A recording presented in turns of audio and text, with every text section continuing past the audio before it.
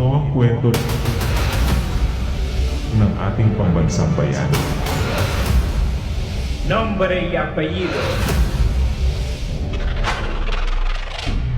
José Rizal Mercado y Alonso.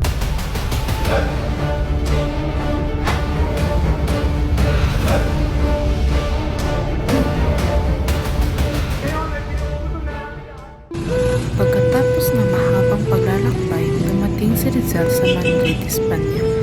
Doon niya ipinagpatuloy ang kanyang pag-aaral ng medisina at filosofiya. Jose, maligayang pagdating sa Madrid. Kumusta niyo ang biyahe? Mahaba at nakakapagod pero sulit. Dito, malaya ang mga tao kung ano gusto nilang gawin. Oo, dito malaya. Dito mo matutunan kung gaano kahalaga ang edukasyon. Ang kailangan ng ating bayan, edukasyon, hindi ganun. Kailangan buksan ang isip ng mga Pilipino.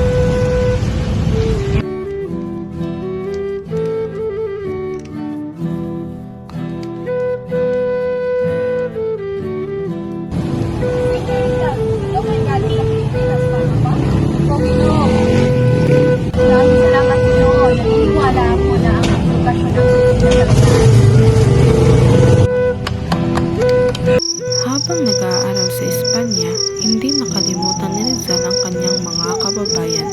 Madalas siyang magsulat ng tula, liham at sanaysay tungkol sa kalagayan ng Pilipinas. Nakikita ko dito sa Europa ang kalayaan, samantalang ang aking bayan ay bulag sa katotohanan. Hindi ako titigil isusulat ko ang katotohanan, ang aking panulat, ang aking sandata. Anak, ipinagmamalaki ka namin.